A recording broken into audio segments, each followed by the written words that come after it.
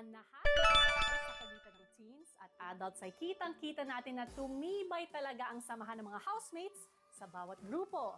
Pero dahil din dito ay mas naging masalimuot ang kwento ng isa sa ating mga housemates na si JM at ang kanyang pakikipagkaibigan sa dalawang housemates na malapit sa kanya na sina Jazz at Fiang. At sa gitna ng naganap na aminan sa adult party, ano pa kaya ang mangyayari sa samahan ng tatlo sa mga susunod na araw? Pilipinas at Team Online, narito ang kwento.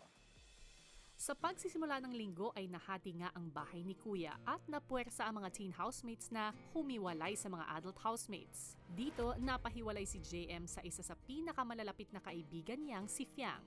Like si Fiang ho, si La JP, sila Jaren po. Na sila ho yung mga teens na madalas kong makasama. Nasanay ho ako na sa isang araw ko ay lagi nandyan ho yung bunganga ni Fiang. Sa naging bonding naman ng adult housemates kung saan dumalaw si Fiang ay isang mensahe naman ang ipinahatid ni JM. I miss someone. Sa bonding ding iyon ay ilang pag-amin ang naganap. Pero bakit hindi mo ko pinansin?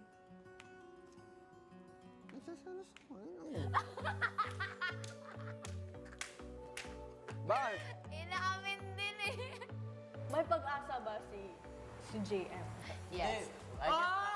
Yes! Nagselos ka ba kay Fiang? Ay, ay, ay! Sagutin mo, Dylan. Oh. Ay, ay! Matapos ang aminan, si JM tila mas naging vocal sa kanyang paghanga kay Jazz. Jasmine Halen, Deadly Skills. I-complete na yun, God. Deadly Scales. Deadly Kiss. Jasmine Helen, Deadly Scales. Dudley ba? Deadly Skills. Deadly. Mas gusto kong deadly. Bakit? Nakakapatay na patay siya. Kakamatay ang kanyang mga mata. Ay, ay, ay! John Mark Ibarra. Jasmine Helen, Deadly Scales. Bastos ka ha. Gusto niya dead Bakit kasi dead? daw sabi ko, nakakapatay ba si Ate Jazz? Pero simula ho, umanga ho ako sa kanya, Kuya. Aminin ko ho sa inyo. Mula ho nung napansin ko na po sa kanya na alos ate ho siya, nagpapaka-ate dito sa bahay. Kasi nakikita ko ho sa kanya kung paano mag-alaga yung mama ko. Sa physical, Kuya, kahulma ho ng mukha niya, yung airmat ko. Kaya kahit di ho kami nag-uusap, ninanakawan ko lang ho ng tingin. Humahanga na ho ako sa taong yun, yung mga linggo na ako po yung task leader, yung sa balsa po. Kasi doon ko po una po ako nakaramdam ng magsiselos nga, Kuya, na di ko ho maintindihan ba't yun yung nararamdaman ko, ba't magsiselos ako, Kuya. Pinupunto ko sa akin ni Jazz kung bakit hindi ko ho siya pinapansin ng linggong yun.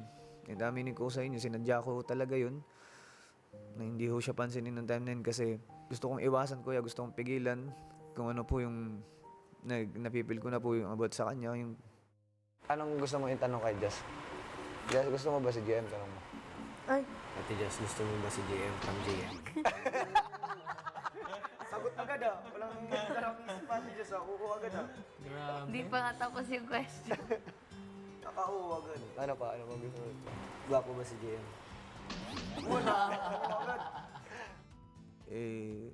Marami hong pagkakataon na nagkakaroon po rin po kami talagang interaction kasi dito lang naman po kami sa loob ng bahay ko, Kuya. Nag-give up na ako. Hindi ka na ako pinipigilan kung ano nararamdaman ko eh. Sa ngayon, Kuya, masasabi ko sa inyo na mahalagang tao sa akin si Jazz dito sa loob ng bahay niyo, Kuya. And kung magkaroon man ho ng pagkakataon sa labas na magpatuloy ho yung ganitong klase na interaction ho namin ni Jazz, paninindigan ko ho kung anong po nararamdaman ko dito, Kuya. Nahiwalay man sa kanya sa linggong ito ay bukang bibig at lagi pa rin naalala ni JM ang kaibigan namang si Fiang.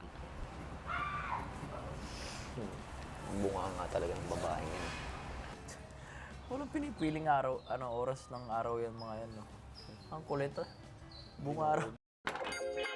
Ang dami kong dinadaanan. Kaya hindi ko na may si Piang. Piang lagi nangingibabaw yung boses eh. Si Piang ko yan, simula ho dumating siya dito sa bahay. Hindi ko naman po yun na-expect na magiging ganun po kami ka-close. Hanggang sa lumalalim na ho yung napapag-usapan namin patungkol ho sa mga buhay-buhay namin, kuya. Hanggang sa, ayun lang, kuya. Bigla na lang ho kaming, parang, alam niyo po, yung pakiramdam ng mag-best friend pa. Parang ganun, kuya. Nasabik lang ho ako kasi yung vibe ho niya, same vibe lang din ho ng mga barkada ko sa lugar ho namin. And siguro na-touch lang ho ako nung gumawa ho siya nitong something ho nung araw ho nung birthday ko. Simula ho nun, ang laki na ho ng pagpapalagaw kay Piang kasi hindi ko po inaakala na maisip niya yun. Pinakanaramdaman ko lang ho talaga kay Piang, kuya, dikit ho talagang kaibigan, as in baga best friend, kuya, ganun, close friend. Saan pa nga kaya hahantong ang pakikitungo ni JM kina Jazz at Fiang sa mga susunod na araw? Abangan bukas ang mga tapatang yayanig sa grupo ng mga adult at teen housemates. Sino bang may manliligaw sa ating dalawa? Na nag-aantay sa labas, pero ikaw, 1, 2, 3, kinakapitan. Sila na nga yung lumalayo sa'yo, di ba? Hindi ko nga alam ba't kita tinatawag na ate. Hindi nga kita kaano-ano at hindi ka naman karespeto. Sa ginagawa mo, hindi nga dapat just ang pangalan mo. Alam mo, dapat pangalan mo, attention seeker. Relax.